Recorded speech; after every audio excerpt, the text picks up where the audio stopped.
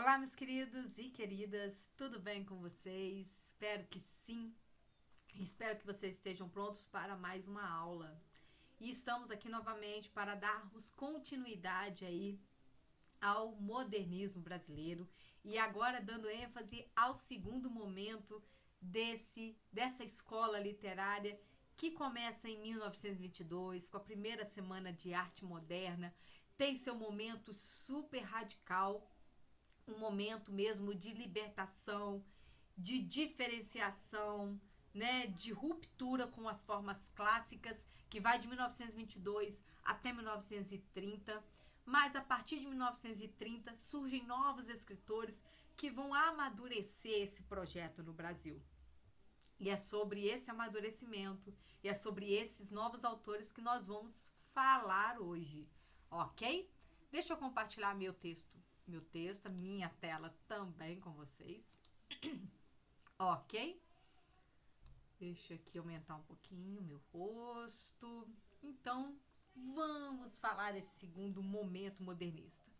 Na aula passada, eu falei para vocês que esse segundo momento modernista tem início a partir de 1930, devido não só ao surgimento de novos escritores, mas também de um contexto histórico que vai exigir desses artistas um novo posicionamento em relação à sociedade, à política, à economia.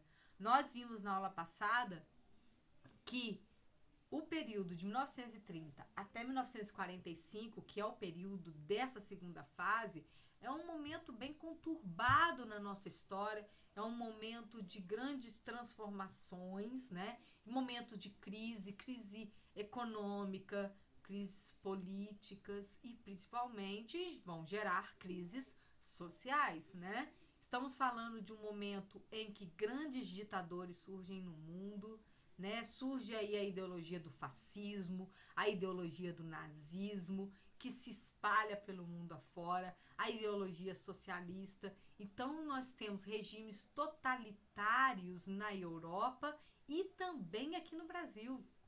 Temos Mussolini na Itália, temos Hitler na Alemanha, temos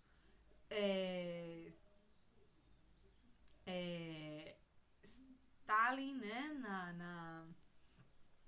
na União Soviética, se não estiver me enganado, e no Brasil Getúlio Vargas. Então temos essa gama de ditadores que, claro, vão influenciar todo esse período.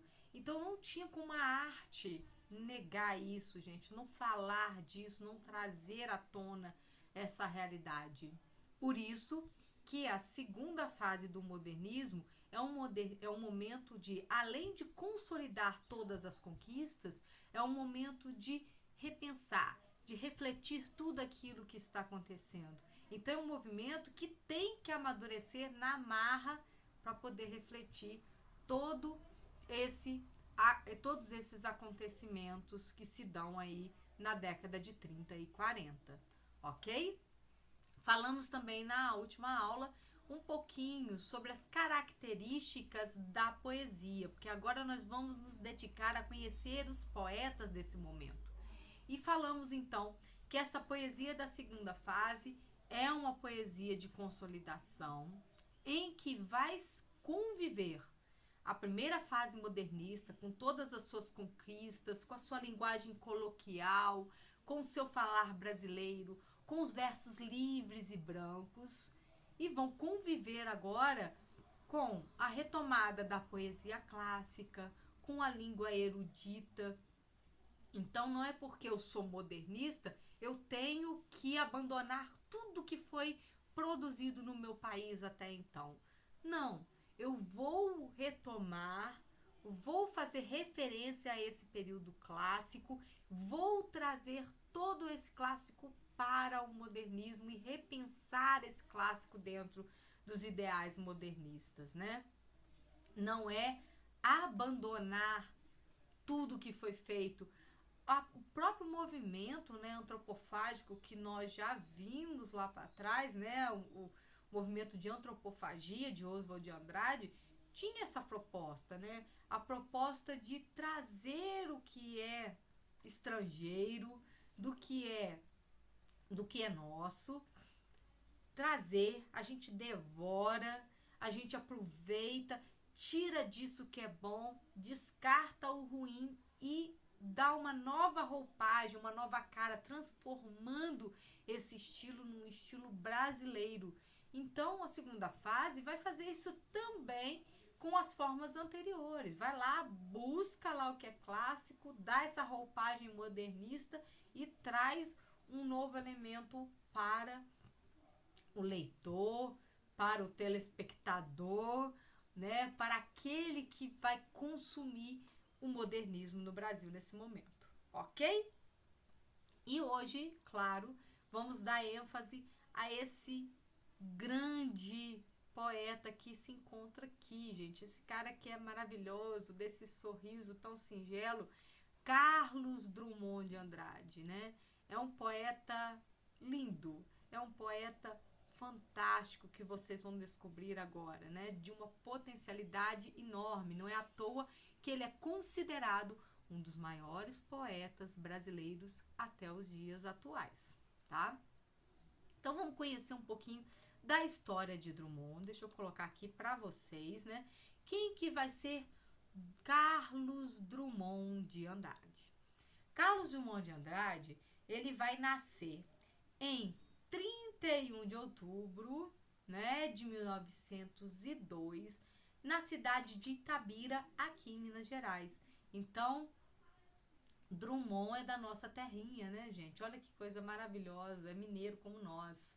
Drummond, então, nasce aí em Itabira, aqui no interior de Minas Gerais, tá?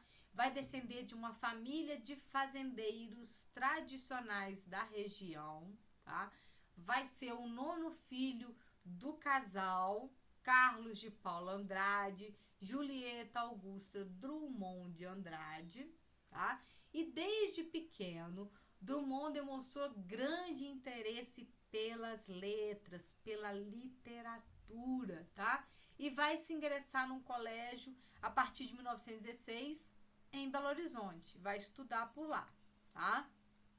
Porém, 2 anos mais tarde, estando num colégio Anchieta, jesuítico, né? Ele vai acabar sendo expulso por insubordinação, né? Mental, assim que eles colocaram, né? Porque ele vai ali debater com o professor de português e aí eles não vão aturar isso e vão colocar o Drummond para correr, tá?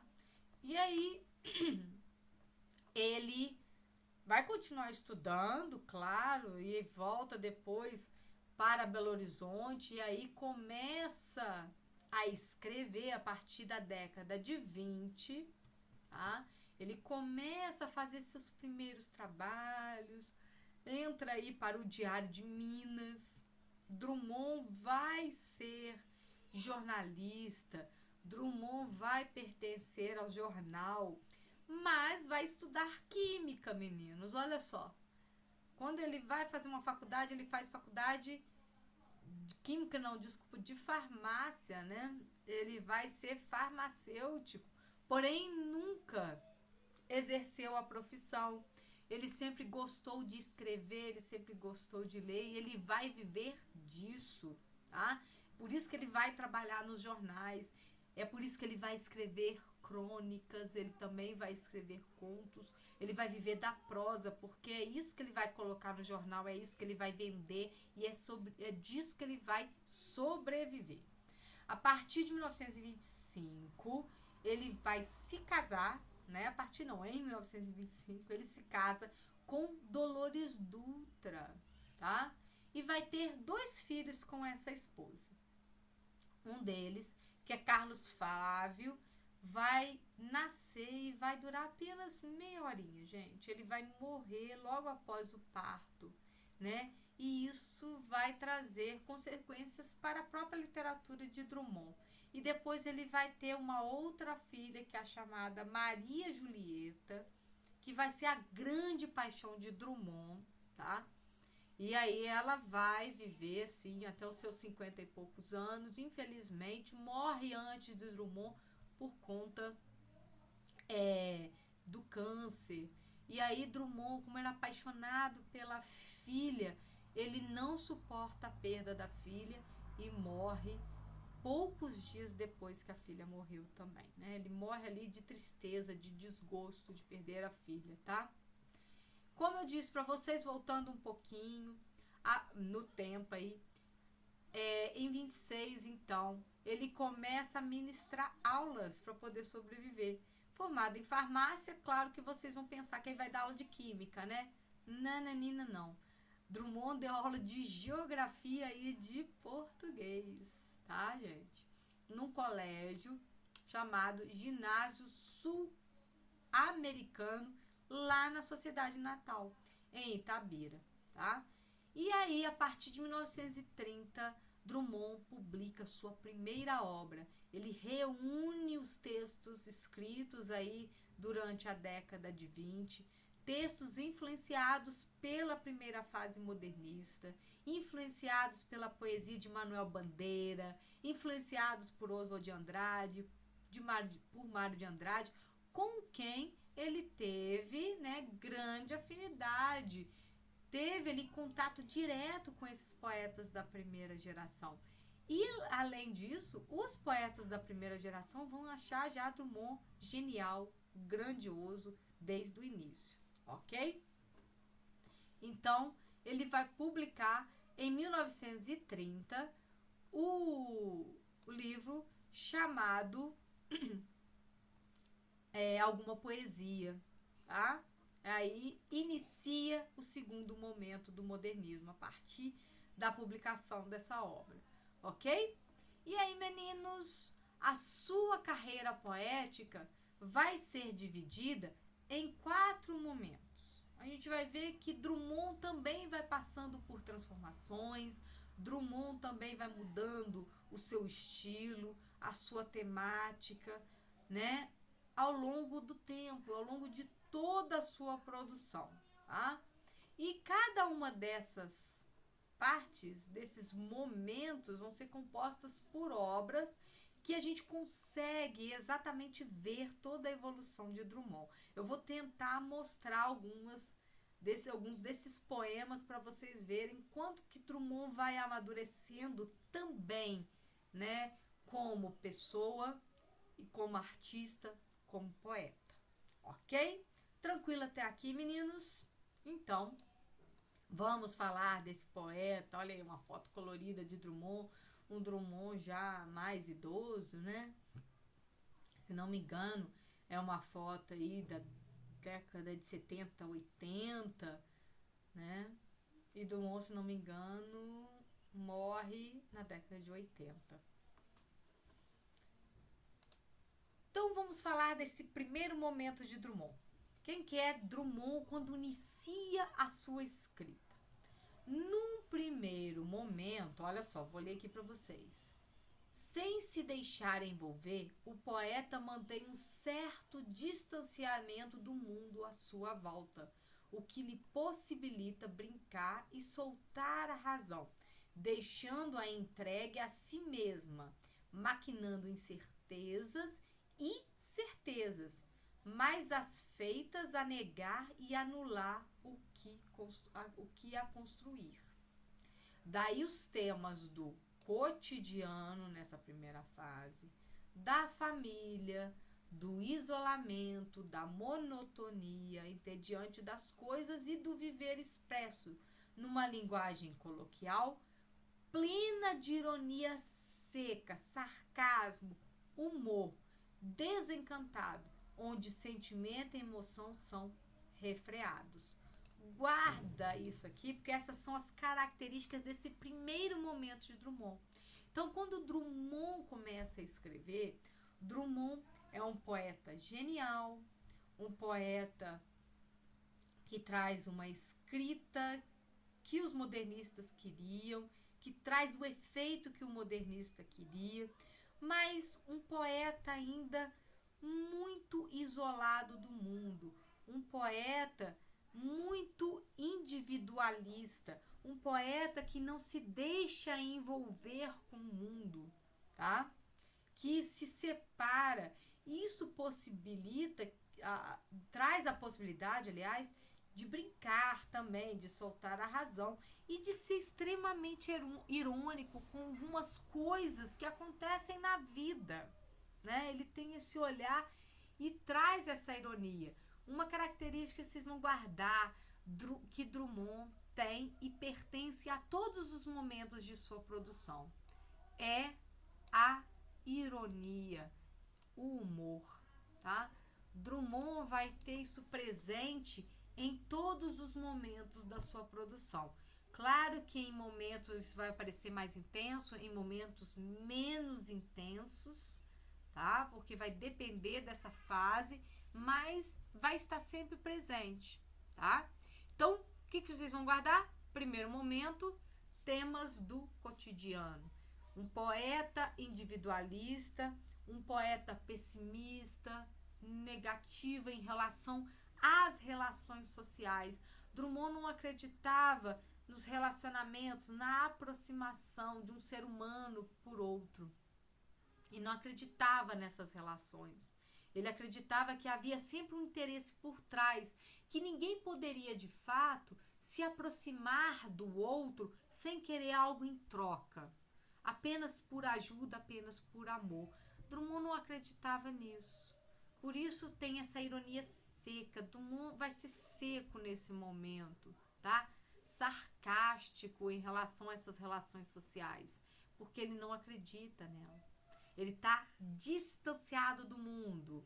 É essa fase que vai se chamar de fase gauche. O que é o gauche? É o esquisito. É o momento em que Drummond se vê diante do mundo, se vê poeta diante do mundo, então ele se vê diferente dos outros. Ele vê o mundo de forma diferente. Então eu acho que essa maneira de ser individual é uma maneira dele se proteger. É uma resistência em relação ao mundo, né? Ele cria aí uma barreira para não ser afetado, já que ele é poeta e vai ser afetado. Ele se sente afetado pelas coisas que acontecem no mundo. Então, por conta disso, ele cria ali uma barreira em que ele não permite, né, a entrada dessas influências. Ele não vai permitir, né, a chegada dessas influências para ele. É isso que ele vai fazer, ok? Aí ele vai tratar do cotidiano, né, da vida no cotidiano, as relações familiares, vai falar da família, da própria família. Ele fala desse isolamento, né, dessa individualidade, da monotonia entediante das coisas, do viver, da sociedade pequena, que não tem nada acontecendo, é a mesma coisa todos os dias, tá? A linguagem típica do modernismo, essa linguagem coloquial, tá?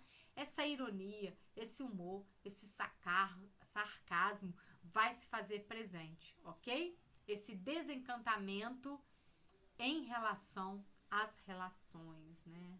As intimidades humanas. Então vamos dar uma olhadinha nos poemas de Drummond que são referentes a essa fase, meninos. Separei alguns aqui que a gente não pode deixar de citar. Claro, o primeiro deles é o primeiro poema de Drummond. Drummond escreve No Meio do Caminho, né? Aquele famoso poema da pedra. No meio do caminho tinha uma pedra no meio do caminho. Esse é o primeiro poema que Drummond vai publicar. E sabe onde, gente? Na revista de Antropofagia de Oswald de Andrade. É lá que ele publica esse poema. E é lá que ele ganha, né, toda a confiança dos modernistas. Os modernistas vão vibrar com esse poema. Mas vai ser uma pedra no meio do caminho daqueles poetas parnasianos, dos poetas clássicos, né? Que não vão aturar essa poesia, não vão permitir essa poesia e não vão achar que isso não é poesia, isso não é fazer poético, tá? Então, Vamos dar uma olhadinha nela. Eu vou ler e aí a gente vai fazer algumas comparações e vocês vão entender por que essa poesia se faz presente aqui do outro lado, ok? No meio do caminho. No meio do caminho tinha uma pedra. Tinha uma pedra no meio do caminho. Tinha uma pedra. No meio do caminho tinha uma pedra. Nunca me esquecerei desse acontecimento na vida de minhas retinas tão fatigadas. Nunca me esquecerei que no meio do caminho tinha uma pedra no meio do caminho tinha uma pedra. Bem, ao ler esse poema e sem saber do modernismo, sem contextualizar, você vai achar um poema banal, um poema enjoado, repetitivo, né? Que fica no meio do caminho. No meio do caminho tinha uma pedra no meio do caminho. Agora vocês vão entender o quanto é genial essa poesia e o quanto que essa poesia já demonstrava, né, qual era o caminho a ser trilhado pelo modernismo da segunda fase. Vamos entendê-la então. Quando Drummond publica, então, em 1928, esse poema, né, os críticos literários vão cair matando Drummond. Primeiro, pela linguagem usada. No meio do caminho tinha uma pedra. Esse ter, né, ganha essa característica coloquial, né, que nós usamos na nossa linguagem. Mas se a gente pega o dicionário, pensa na gramática, o verbo ter traz essa ideia de posse, né? Tá num lugar de posse. E o caminho não tem a posse da pedra. O tinha tá aí no lugar de existir. No meio do caminho existia uma pedra. Então, o ter tem todo esse lado coloquial que os críticos já vão falar de descuidado. Grande descuidado com a língua, né? Mas, claro, para a alegria dos modernistas, Drummond usou o tinha, né? Que traz essa linguagem bem popular, tá? Outra característica que vão deixar os críticos furiosos. Drummond estaria zombando do poema de Olavo Bilac. Deixa eu colocar o nomezinho do Olavo aqui, né? Opa.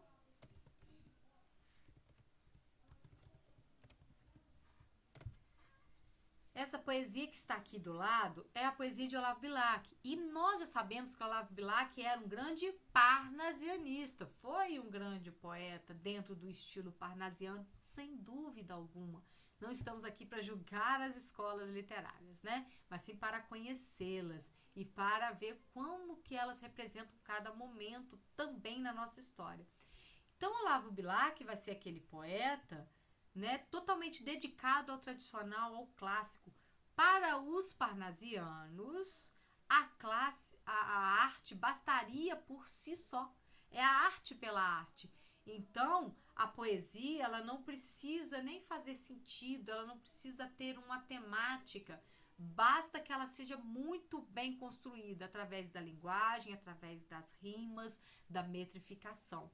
Então, Bilac, ele era adepto a essas características. E ele tinha um poema que se chamava No mezzo del cammino. Opa! Traduzindo do italiano para cá, no meio do caminho. Então, quando Drummond lança No Meio do Caminho, os críticos já acham que ele vai fazer uma crítica à poesia de Olavo Bilac, que está debochando do grande poeta Olavo Bilac, que nesse momento, né, ainda era um grande poeta. Olavo Bilac foi chamado de príncipe dos poetas, né, pela sua característica de escrita, né, pela maneira como ele produzia. E olha só outra, por que então Drummond estaria zombando de Bilac? Além do título, nós temos a estrutura do texto que vai ser um retorno à própria poesia de Bilac. Olha só. Cheguei, chegaste, vinhas fatigada, e triste, triste, fatigado eu vinha. tinhas a alma de sonho povoada, e a alma de sonhos povoada eu tinha. Olha que o ritmo, a ideia prevalece no poema de Drummond. No meio do caminho tinha uma pedra no meio do caminho. Cheguei, chegaste, vinha fatigada, triste, triste, fatigada eu vinha. Tinha a alma de sonhos povoada e a alma de sonhos povoada eu tinha. A ideia da repetição, que está em Olavo Bilac, aparece em Drummond, tá? Muitos vão dizer que Drummond de fato retomou Bilac para fazer um deboche, para fazer uma ironia, né? Vão dizer que Drummond fez isso para questionar, né? Já que a poesia da primeira fase era uma poesia questionadora. Então vai questionar o seguinte: poxa, por que que no poema de Olavo Bilac o repetir é aceito e só porque eu sou modernista o repetir não pode ser aceito? Se torna algo fácil, bobo, né? Aqui ele pode, cheguei, chegaste, eu não posso colocar no meio do caminho tinha uma pedra? Qual é a diferença para a nossa escrita? É o estilo? Só porque esse é um estilo rebuscado que representa as elites, né? Ele é aceito, o meu não é, o meu não representa as elites, então não vai ser aceito. Então, o crítico literário vai pensar nisso, né? Vai pensar então que Drummond está debochando de Olavo Bilac. Ao meu ver, não vejo isso. Eu vejo já esse poeta tão genial que segue esse caminho, essa proposta da segunda fase, de retomar, né, as ideias, né, retomar os conceitos, retomar esse estilo clássico que existiu no Brasil e traz esse estilo para o modernismo. Olha só, ele reescreve essas ideias dentro de um poema modernista, ok? Então eu não vejo isso aqui como uma afronta ao Bilac, mas sim uma retomada ao Bilac, né? Bilac faz parte, então ele faz uma releitura disso aí, ok? Outra característica que transforma esse poema num poema tão grandioso é essa ideia da pedra, não é verdade? No meio do caminho tinha uma pedra no meio do caminho. Então, quando ele vai repetindo, no meio do caminho tinha uma pedra no meio do caminho, meninos, o que o Drummond está fazendo, né? O Drummond, ele coloca essa repetição e ele traz uma ideia dessa pedra. Essa pedra que ela parece crescer ao longo do poema, né? Tinha uma pedra no meio do caminho tinha uma pedra, tinha uma pedra no meio do caminho, no meio do caminho tinha uma pedra. Então, no primeiro momento parece ser uma pequena pedra que está no caminho, mas parece que depois ela se torna um obstáculo tão grande, um obstáculo que o faz triste, que o faz cansado, que parece não conseguir transpassar, aliás, né? Essa dor, parece que ele sente algo, né? Nunca me esquecerei desse acontecimento na vida de minhas retinas tão fatigadas. Algo que ele não vai esquecer, um acontecimento que não vai ser esquecido pelo Drummond, né? E aí, então, meninos, que esquecimento pode ter sido isso, né? Claro que perguntaram para Drummond sobre essa pedra, Drummond responde que não, foi só um poema. Mas existe um outro poeta chamado Gilberto Mendonça Teles, crítico literário e poeta, que faz uma análise fenomenal de Drummond. Olha como Drummond era genial. Lembram que eu falei para vocês que Drummond teve 2 filhos? E o primeiro morreu com meia hora de vida? Esse poema seria, então, para o filho, retratar a morte do filho. Mas Tati, no meio do caminho tinha uma pedra no meio do caminho, o filho seria essa pedra? Não. Pedra aqui seria uma hipértese. O que é uma hipértese, gente? É uma figura de linguagem que consiste em trocar um fonema de lugar na palavra. Então, ao invés da gente ler pedra, e se vocês lerem perda? Se a gente trocar o R de lugar, passar ele para frente do D, ficaria no meio do caminho tinha uma perda. Tinha uma perda no meio do caminho. Tinha uma perda. No meio do caminho tinha uma perda. Nunca me esquecerei desse acontecimento na vida de minhas retinas tão fatigadas. Nunca me esquecerei que no meio do caminho tinha uma perda. Tinha uma perda no meio do caminho. No meio do caminho tinha uma perda. Olha isso, gente, não é fantástico? Não é maravilhoso? Olha quanto o Drummond, de fato, era genial, tá? É uma leitura feita por Gilberto Mendes Telles, mas que é muito possível de se encaixar nesse poema, né? Por isso que os modernistas ficaram fanáticos por Drummond, né? E não tem jeito, ele já se colocava aqui como um dos maiores do nosso tempo, na nossa literatura. Ok, aqui, meninos? Próximo poema que pertence também a essa primeira fase e que tá aqui, né? Que joga na nossa cara esse pessimismo em relação às relações humanas, traz a ironia, traz o deboche, o sarcasmo de Drummond, né? O poema Quadrilha. Provavelmente também vocês já viram esse poema em alguma prova ou alguma leitura, né? Ele também é bem conhecido.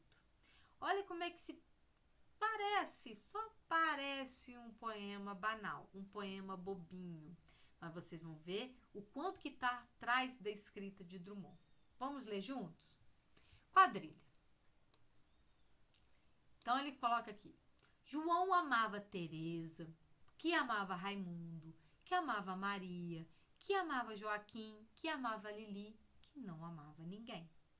João foi para os Estados Unidos, Teresa para o convento. Raimundo morreu de desastre. Maria ficou para a tia. Joaquim suicidou-se.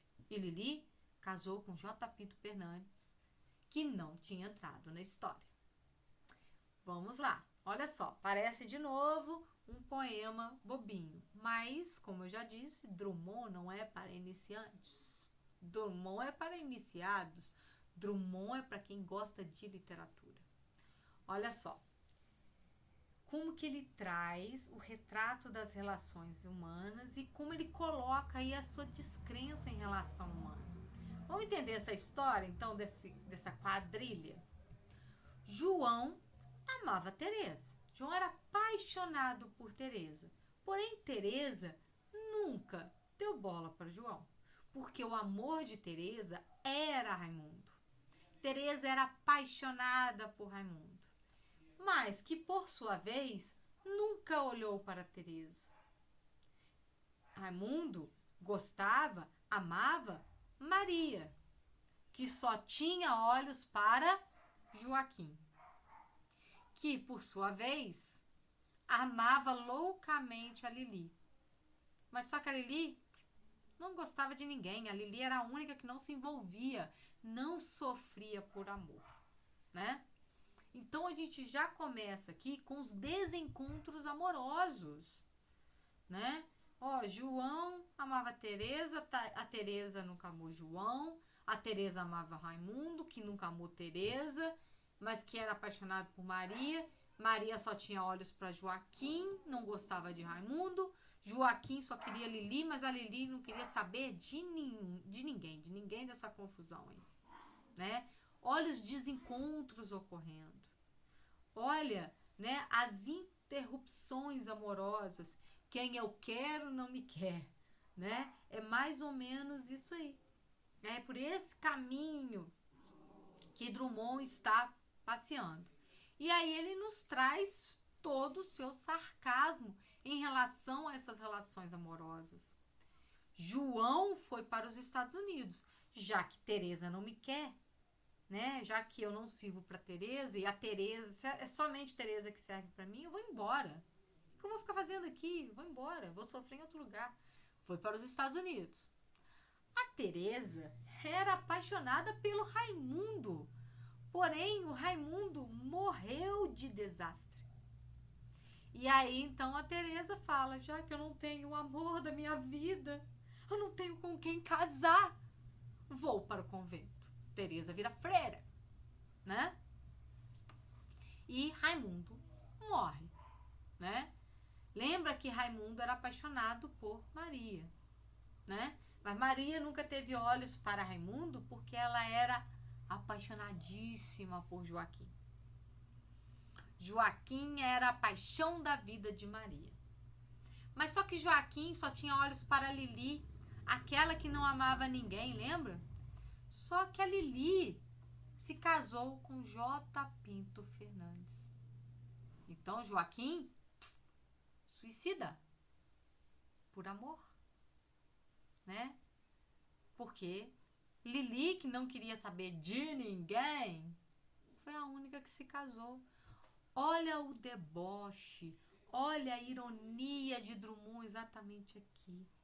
Todos eles sofreram por amor.